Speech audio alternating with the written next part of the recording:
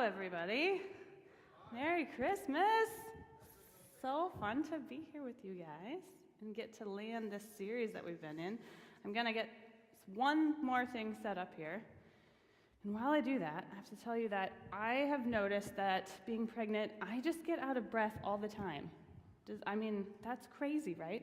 Like just walking around makes me like, I can't breathe.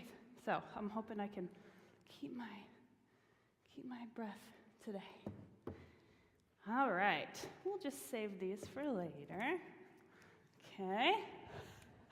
So I have felt a little bit behind in getting in the Christmas spirit this year.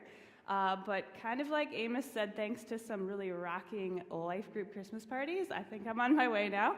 I think I have never done such a riveting rendition of Feliz Navidad in my life and played such a crazy game of Yankee Swap or Pollyanna or White Elephant Exchange, whatever you call it. So thank you for helping me get in the Christmas spirit. So I don't know about you guys, but I have a love-hate relationship with wrapping paper. Yes, okay, so I love going every year to TJ Maxx and picking out one of those 3-packs of like the color-coordinated paper, like the really, foily kind that's shiny, right, and has a nice backing on it, and you're like, this is gonna be awesome. And then I color-coordinate that with the bows and the ribbons, and it's like this great idea that I have to make my packages look awesome. And then I wait till the last possible minute to wrap my gifts. In fact, this is so last minute, I have to confess, that I was actually in the car on the way to said life group party, wrapping my present in the dark in the car. So not only am I pregnant, I have this giant gift on my lap, and I didn't even pre-cut the paper. I just threw the whole roll in the car, and some tape, and some giant kitchen scissors. And Amos is like, what are you, I'm like, it's okay, just drive, I got this. So here is the finished product. Yeah, it's so ugly. Oh my gosh. I was like, I don't want to give this gift. I'm so embarrassed. And I think that my gift wrapping is getting worse every year. I think I'm actually the skill is declining. And this might be one of my ugliest jobs. So, you can see the paper doesn't hold up very well. It's starting to scratch. Have you had that paper where once you fold it, it rips the color off your paper, and you're like, it looks terrible. But there's also 25 different folds, and the ribbon's terrible. So, I got to the party, and someone's like, oh, let me put your present under the tree. And I said, wait, I have to take a picture of this because I think God is telling me something about this, and I think this is going to be my illustration for Sunday. So I got to thinking, what is the relationship between the package, the outside, the wrapping paper of the gift, and then what is actually under there? What is under the gift? What is under the wrapping paper? So today we're going to talk about how at Christmas we celebrate that God's greatest gift to us became unwrapped. So we've been working through that devotional that I hope you guys picked up, One Star, One Hope, and we've been looking at different themes of Advent using the Gospels, and primarily we've been in Luke, right? And Luke tells us a lot about what happened at the birth of Jesus. So the text is very much like the baby was born in the stable. It's facts. And today we're going to land in the book of John because he really dives into the why, right? Why is this story meaningful? Why does the birth of Jesus mark one of the most significant and celebrated events that we hold in the Christian faith? Why does it matter that Jesus was born as a baby to a virgin woman in a livestock stable? So our passage today is John 1:14, and you can follow along in your Bibles if you have one, or it's going to be up here on the screen for us. So I'm just going to read that. It says, "The Word became flesh and made his dwelling among us, and we have seen his glory, the glory of the one and only Son, who came from the Father, full of grace and truth. So this might be a really familiar passage to you. I know it is to me. And it seems simple enough, but as I studied this week, I realized this is a radical and profound statement that John is making about who God is and who Jesus is. And so we're just going to walk through this a little bit, and I want to pull out some things that we might have missed or that you might want to notice as we celebrate this together. Okay, so for starters, let's look at the first line. The Word became flesh. Do you notice that the word is capitalized, right? Okay, that's strange to start off with. Capital means proper noun, means the name of somebody. So it's fairly strange that Jesus, a person, is being called the Word of God. It's much easier for me to understand that the Bible is the Word of God, right? There are words printed in the Bible, so that makes sense. But here, John is actually saying to us, Jesus is the Word. And if you back up to John 1:1, so 13 verses earlier, John starts the book with this statement. In the beginning was the Word, and the Word was with God, and the Word was God. And I think this is a significant thing to notice, that God is being described as words from the beginning, because our words are powerful. And I think most of us have heard the phrase, well, actions speak louder than words, right? We've heard that. And I do think that may be true in terms of volume, right? But what I actually wonder is, are our words more clarifying? Do they tell more of the story?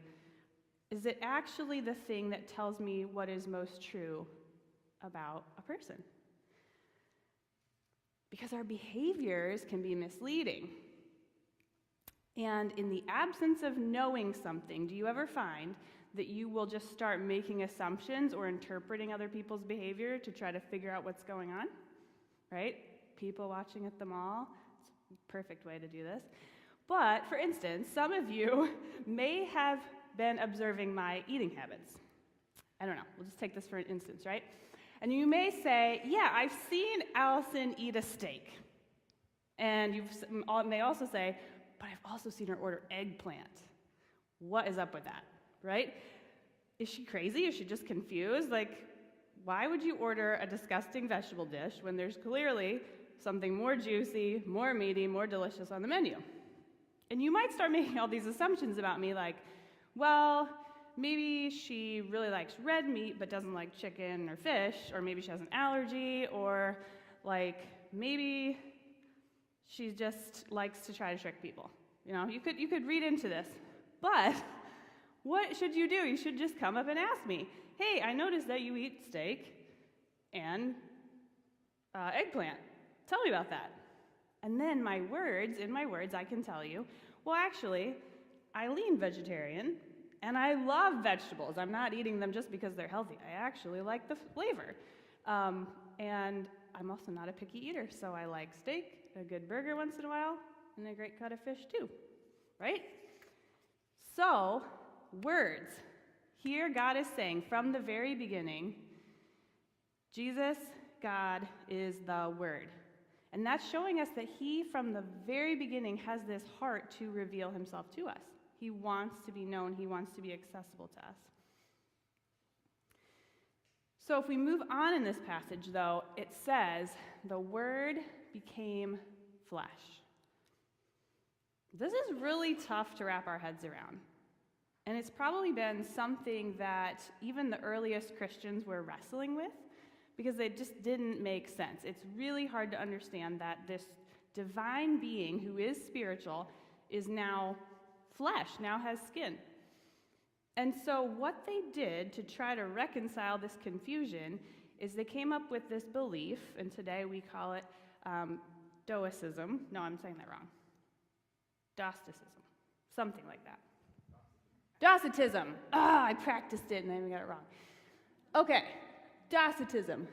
What that is the belief that Jesus came And he only appeared to be human. He only appeared to be a man, but actually that his humanity was an illusion. So when you look at this in literary terms, linguistically, it actually translates even more to this concept that Jesus was just wearing a mask. He came and he put a mask on to look human, but he really wasn't. And John here is saying, no, he actually became a man. He became flesh. God didn't just put on a mask or a costume like a superhero does and play the part. He actually became a real human. Right? That's pretty radical. And then I ask, well, why? Why would God do that? And if you read on, it says, so that we can see his glory. You see, to know God, it takes Jesus. We can't fully know God unless Jesus came in flesh, right? Because he is the ultimate revelation of who God is. He is like you and me. We have a flesh and blood Jesus who's like us in every way. He understands us. He knows everything about us. And tomorrow when we come for Christmas Eve service, we're going to proclaim all these great truths about who Jesus is. He's a wonderful counselor, and he's a Prince of Peace, and he's all these things. And the reason we can say that is because he lived in our experience. And so he actually does have good advice. He is the best counselor you could go to. He is the source of peace. And he laughed and he cried and he had friends and family, and he was also betrayed. And he also hurt deeply, more deeply than I want to say we can understand, but we've all been there, right? In the depths of sorrow. Jesus came in the flesh. And isn't it interesting to notice he didn't just come as an already grown man? This is even more crazy. He came as a baby. Every year I think about this, okay, there's sweet Jesus, and I look at the nativity scenes, and I'm like, that's really nice. But I think this year it sunk in. He didn't have to come as a baby, as vulnerable, as touchable, as embraceable, as killable, right? He's killable now. So I want you to hold on to that idea of vulnerability, because we're going to come back to that. But let's keep going in the text here. It says, the Word became flesh and made his dwelling among us. So in the Greek, there are many, many words that John could have used for his audience reading this to mean dwelling, to mean to live with, to reside in, to dwell. But he chose this word dwelling intentionally because it actually means tabernacled. So hold that in your mind as well, and we're going to keep going. We're going to put all these pieces together. Okay, so the Word became flesh, and he tabernacled among us. And now we have seen his glory, the glory of the one and only Son. So here, the thing to remember is that in the Old Testament, before Jesus, right, we have glory, and God's glory showing up in physical ways in creation. He shows up in smoking mountains. He shows up as pillars of fire. And at one point, I went back to my buddy Moses, because I know last time I spoke, I got to talk about Moses too. It's a ton of fun. He's a cool guy.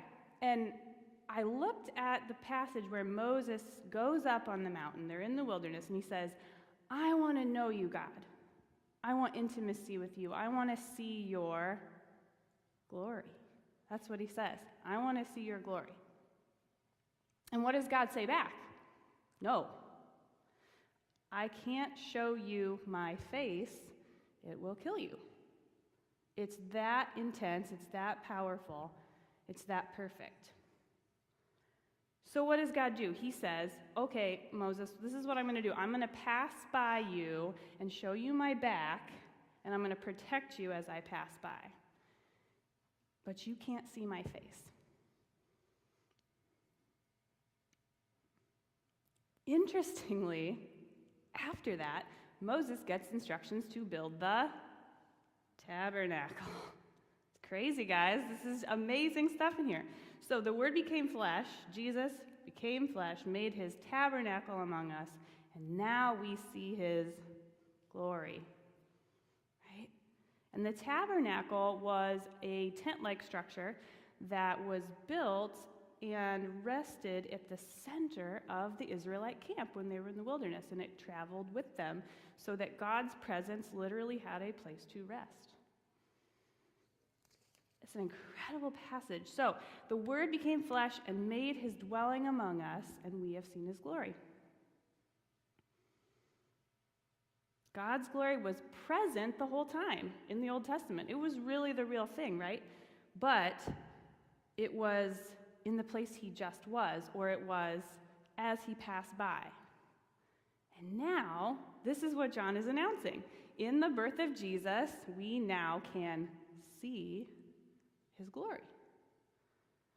God has come to tabernacle with us. This is no longer just a passing glance that we get to take at God, or something in nature that is a temporary manifestation of his presence. This is an abiding God, his presence with flesh, with skin on, that is coming for us. And it hit me. This moment of Jesus' birth, this is why it's so radical. It was like God was announcing the end of religion as we know it.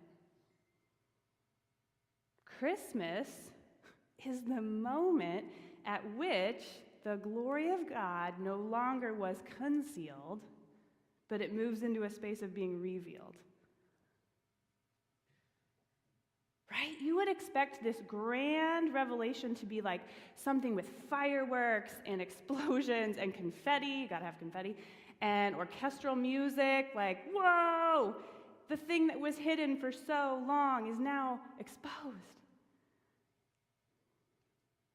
But no, the divine revelation of God's glory, the thing that he says, behold this, the thing that he says, look with your eyes and see, is a baby.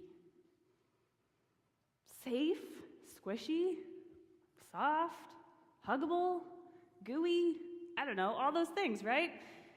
A baby. So at Christmas time, we give and receive gifts just like this. And the cool thing about presents, usually if you wrap them, is they go from being concealed to revealed, right? So I bought this toy car for my 3-year-old nephew, and I wrapped it in this pretty gold packaging with this nice red bow, and it sat under my Christmas tree for, this time I wrapped it with a little bit more advance notice. It sat under my tree for about a week before I packed it up and shipped it to Chicago so that Logan can unwrap this toy car. And the car was under my tree the whole time, and it was really a car, right? It was truly the essence of the thing.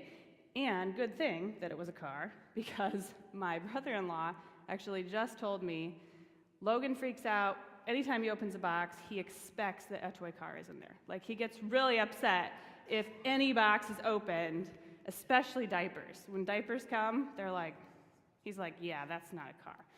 So, good thing we got him a car, right? But I can't wait for Christmas Day because we're going to FaceTime in, and I'm going to get to watch Logan open this toy car, right? And that's like the best thing about giving a gift is watching the person you give it to unwrap it, right? That's my favorite part. And I was thinking, well, why is that? Why do we love that feeling of like, oh, I just can't wait to see the look on their face when they find out what it is? It goes from being concealed to revealed. We watch the person receiving the gift go from this place of anticipation, of not knowing, to fully knowing what it is. It's amazing. And in our passage, the gift that we get at Christmas, John says, is full of grace and truth. And it might be easy to skip over this line here and be like, oh, that sounds nice, grace and truth. But Jesus really is the perfect balance of those things and shows real integrity. In other words, who he was on the outside with his skin, in his flesh, actually matched who he was on the inside. So the outside matches the inside. It's one of my favorite definitions of integrity, actually, right? The thing is the thing is the thing. And in fact, this item here was one of our favorite gifts that we brought to said Christmas parties this week, right? And my husband, Amos, actually wrapped this, and it looks a lot better than my wrapping, so good job. But the benefit of this, right, if you're bringing this to a gift exchange, is if you don't drink or you don't like wine, don't choose the gift that looks like a bottle of wine and shakes like a bottle of wine and probably is a bottle of wine, right? Right? The wrapping paper on the outside actually is the real thing. It matches. But then what about this one? This one I spray painted gold to be a nice decoration, but if I pop the cork here, there's nothing in it. And isn't this like our life sometimes? Or we can go so far as what another thing, little trick Amos did this past week with the youth Christmas party, is he said, I'm going to give a gift card in our gift exchange, but I'm going to find the biggest box I can and wrap it up, and inside you just get this tiny little gift card to trick people, right? So we found this big pizza box, with this tiny little gift card in it. And I thought, I think that is what we do with our lives sometimes. I think if we're honest, on some level, all have parts of our wrapping paper exterior that doesn't match what's really going on the inside. So what do? We keep trying to change the wrapping paper. That's an ugly one. Let's try this one. Let's get a new bow. Let's spray paint it. I mean, that's pretty extreme, right? To do this, I had to scrub the label off with dish soap, let it soak, peel it off. That was a lot of work to change how this looks, and really, you all still know it's a wine bottle. But we do this. We reinvent ourselves, right? That's what the world tells you to do. Just reinvent yourself. Change the externals. And really, what this means is you get the new iPhone every 6 months, because every 6 months a new one comes out. I can't even keep up with it, right? Or you get to buy a new dress, or you get a new career. And you know what? I actually really get why we do this. I think it's because our behavior and our appearance and the outside wrapping paper of our life is actually what's valued and getting judged in our world. It's what's seen and noticed and rewarded. Receiving the love of God on the inside, letting it penetrate through, that doesn't seem all that rewarding, so we kind of just stuff it down, right? I'll do, okay, love of God, cool, in my inner being, that's for later. Got to work on this first. And we hear lots of praise for throwing a great party, for making the best ham dinner, for getting all the kids in bed before 8 p.m. without a screaming match, right? For landing a big client at work, for remodeling your kitchen, which I just did, right? But it's way more rare for somebody to come up to me and say, Allison, I really noticed that you're being way more patient with Amos this week. Or way to go at having that hard conversation with your boss. Or, hey, I've really noticed that you're working on some envy issues, and God is actually making you less judgmental and less jealous. Right? We don't hear that as often as we hear the other stuff. And we need people. I need people in my life to cheer me on and say, hey, I notice that you're doing that really hard and slow work of letting God love you on the inside. And that matters. So I think to truly embrace the love of God at Christmas, is going to require us, guys, to go beyond the external wrapping paper of our life. And we really need to just stop being afraid of what you're going to find under there. I will say that. Because some of it is ugly.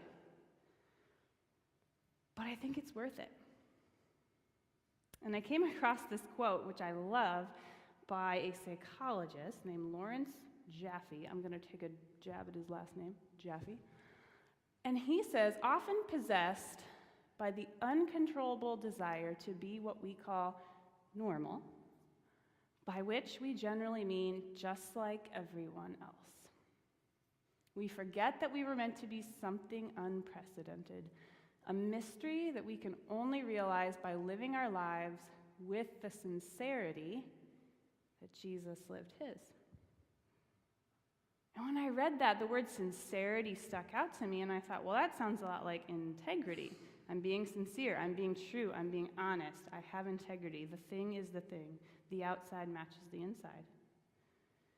And here he's saying the only way to be who you were created to be is to look like God, who came in the flesh to model for us how to look like this bottle, right? And not this one. I think we're just too darn distracted by the wrapping paper. I know I am. And I just want us to be a place, and I love that our church is a place where we can come and we don't have to wrap everything up with pretty bows and tie something on to make ourselves look like we're holding it together, right? We want this to be a place that is safe. And so what I want you to know for Christmas is that it is possible to receive the love of God in your inner being, in the core of yourself. Why? Because the glory of God was unwrapped as a human. Jesus is the end of religion as we know it. He's the end of striving and earning and trying to tie things up with a pretty ribbon, like I said, because he came in vulnerability and embraced us. We get to be fully alive, and that is what we're celebrating at Christmas. Not all the pretty external stuff, but that God is the same on the inside and the outside, full of grace and truth, and so we can be also. And you might be asking yourself, just to close here, how do we do this? This sounds like a tall order. How do I let God's love penetrate the inner part of my life? And how do I look integritous? How do I look more like the thing is the thing is the thing? And I will say this has been a radical shift for me, because what I've realized is it's not all of the work, it's not all of the Bible knowledge, it's not the study, it's not the serving, it's not trying to be more kind and trying to be more loving and trying to be more patient. Gets me nowhere. I think it's by watching Jesus love me. That's a really strange concept, but he's lately been telling me, watch how I love you, Allison. Watch how when you mess up, when it's not going well, when you're hiding things very clearly, when you're just trying to fix the outside, watch how I respond to you. Watch me love you. So in vulnerability, we can allow the love of God to pierce us, go beyond the packaging, and actually start to decrease that gap between the life we're trying to live on the outside and who we are on the inside. And I think the sweetest part of this is that the power of the love of God is that when he's invited in, actually the best parts of us come out. So let's pray.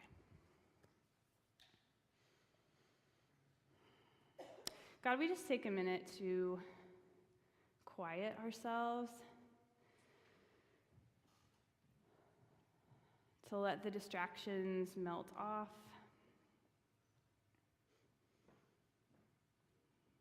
God, we confess it's really hard in the season of hustle and bustle and of beautiful and festive things to do and see and eat.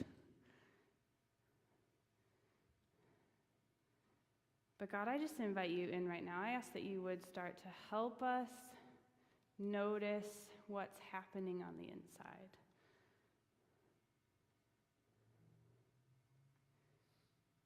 And I do pray that as we enter into worship, that you would speak, that you would continue to make yourself known, and you would invite us into this awesome adventure of following you and celebrating your birth at Christmas, God. Amen.